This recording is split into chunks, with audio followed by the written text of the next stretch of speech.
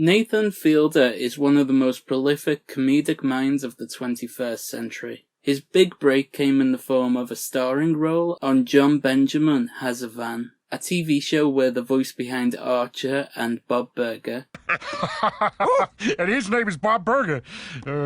What? His name is Bob Burger. It's not. cruises around America and reports on trivial things that no one really cares about. From there, he went on to create one of the funniest shows to ever grace the small screen, Nathan for You. Nathan would help small businesses out with increasingly ridiculous ideas, blurring the line between reality and fiction, as we all wondered, is this man really like this? During the pandemic, Nathan would speak at universities, where he would look up the professor's Rate My Professor profile and read the negative comments in front of them to the class. So you make a lot of jokes in class?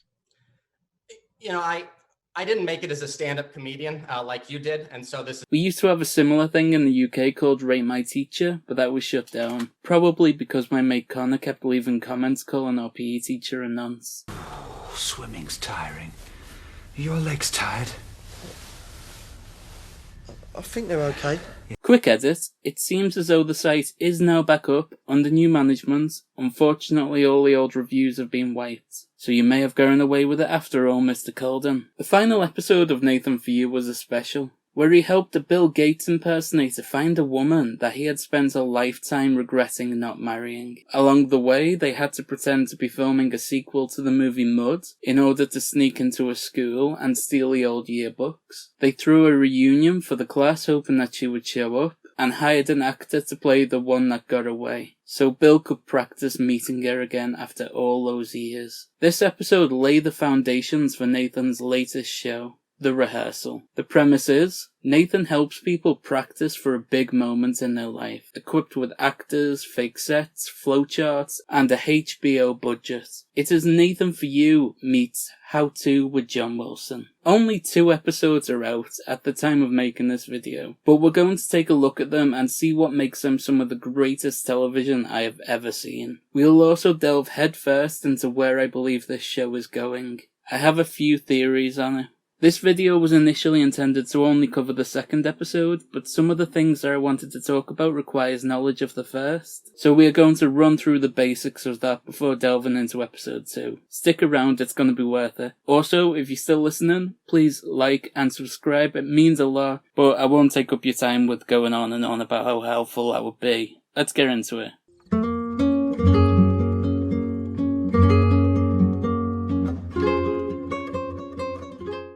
In the first episode, Nathan puts out an ad for people to reach out to him if they have a secret that they are hiding from their friends. He will then set up fake sets, hire actors, and spend time with both parties, in the hopes of making it possible for the truth to come out.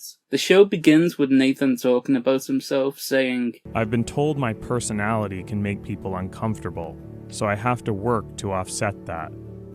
Now, whilst this may feel like he is simply sharing his own experiences before addressing the issues of other people, this opening monologue will have a lot more relevance as the show progresses. We'll come back to this later. This episode centers on a guy named Core, a trivia fanatic who once lied to his friend about having a master's degree and wants to tell her the truth. Nathan reveals to Core that their interaction so far has all been rehearsed.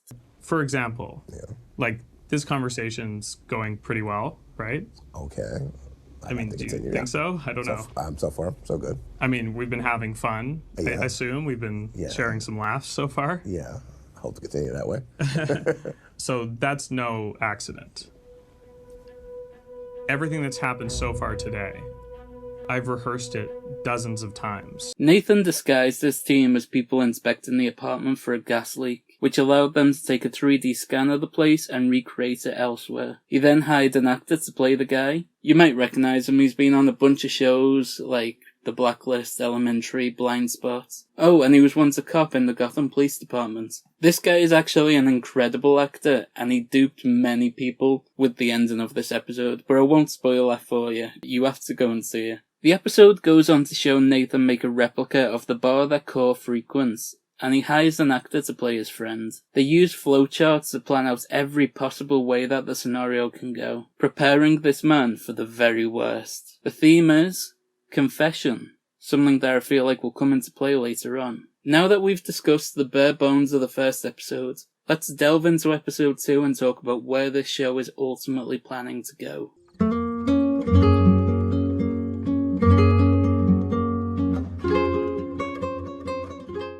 The target for this episode is Angela, who has been putting off having a baby for most of her life. Nathan wants to simulate for her what it would be like if she had a baby. To do this, he rents out a house in the suburbs, creates a fake adoption agency, and gives Angela a baby. Nathan also sets Angela up on a bunch of dates so she can find the man she wants to spend this rehearsal with. He suspects that Angela is using the show as a holiday, rather than a genuine simulation of what her life would be as a mother and a wife. This may cause some trouble down the road, but again, we'll get back to it towards the end. Robin, the man Angela chooses to play the role of her husband, is certainly one of the most peculiar characters that Nathan has ever stumbled across. He doesn't have a license plate. He sees connections and numbers when there's really nothing there. Oh wow, it just said 88.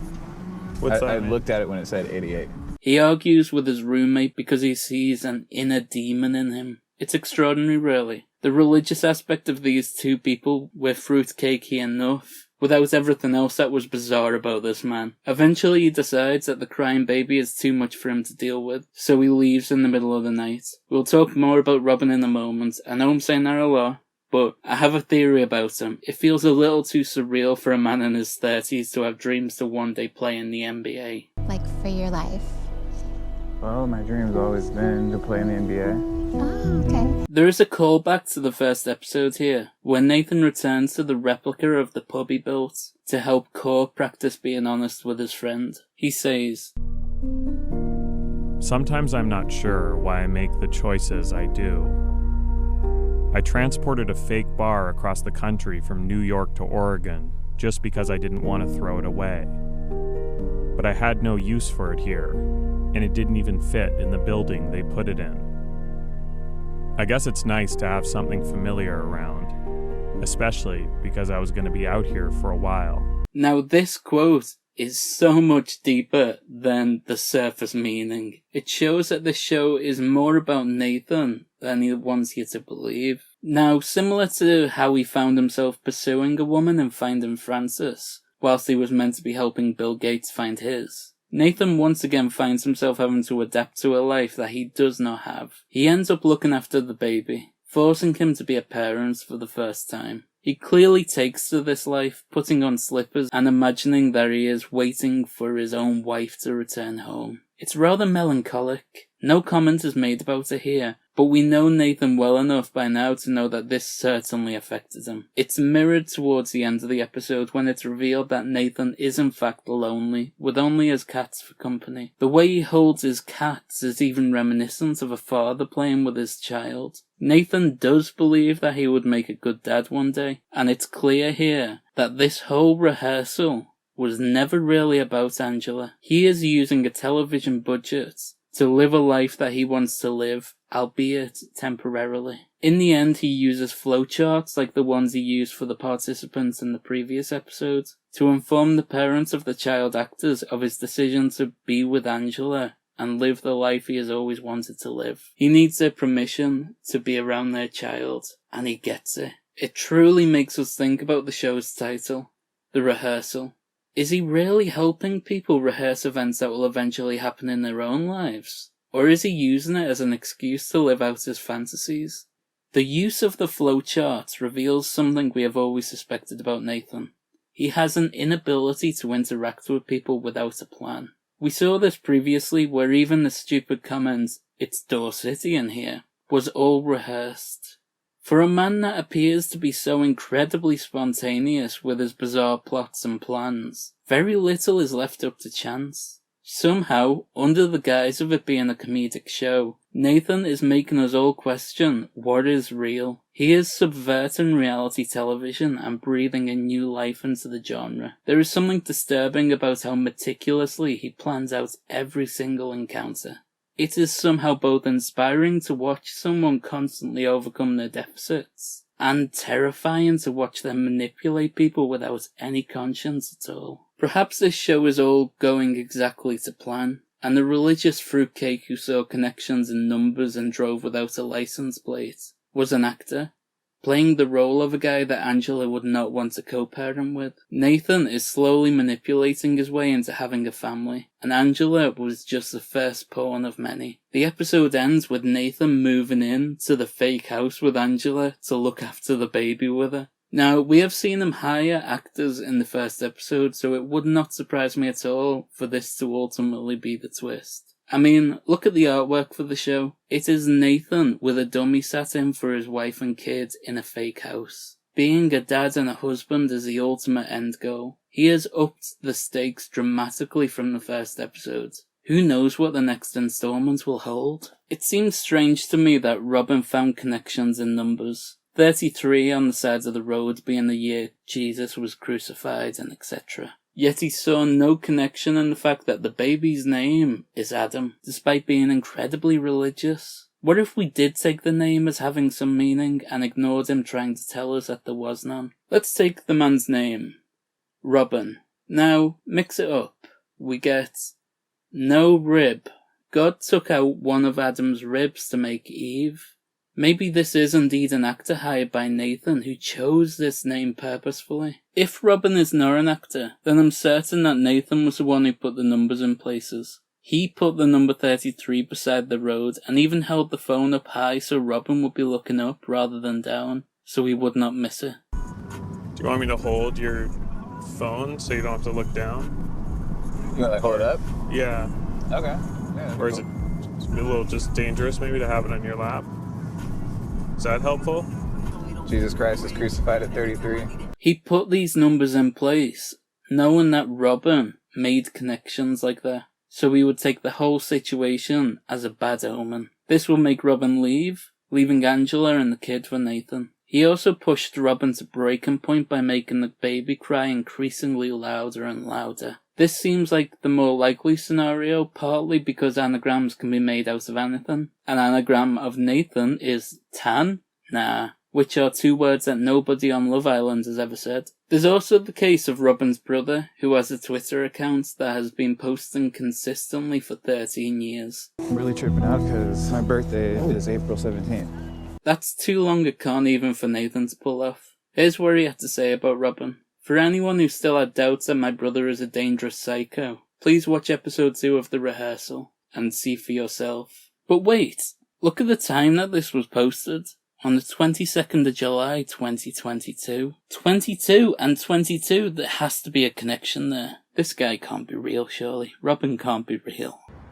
I've gone through at least 10 cars in my life. Also, why does Robin have 3 mattresses in his room? It's like Mattress City in here. If it turns out that Robin was indeed a real person, then Nathan most definitely scoped out the location previously and practiced it. Him noticing things was too quick. He jumped at the opportunity to point out the bong despite it being put discreetly into the bag, and he more than likely stole their mail while scouting out the location, to cause an argument between the roommates to see what Robin's temper was like. I rewatched it expecting them to make reference to having a gas leak, but it never happened, so who knows how they got into their house. But I assure you it was under false pretenses. I really do think that this show is way more in store than just being a higher budget series of Nathan For You episodes. This feels like a really intimate, planned out special. Nathan's confession that the whole show is a meta rehearsal for him will no doubt play out in the series finale. That's why the concept of the first episode was learning how to make a confession. We are no longer in an episodic, stunt of the week kind of show.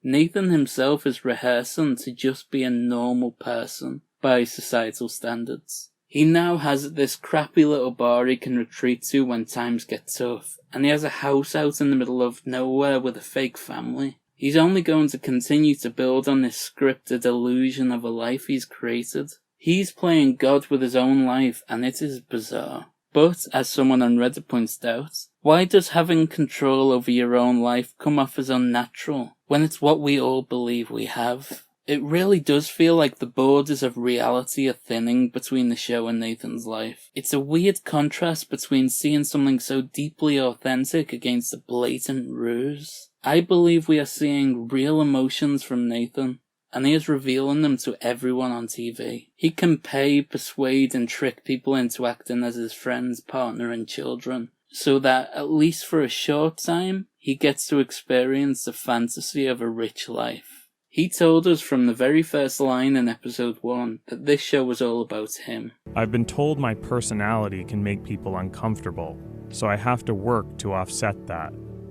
He also told us that his intention for this series is, I wanted to show him that if you plan for every variable, a happy outcome doesn't have to be left to chance. Nathan is a puppet master. He is Willy Wonka, and all the participants in this show are merely children to him, visiting his wonderful chocolate factory under false pretenses. This show is merely the rehearsal for the life Nathan one day wishes to lead.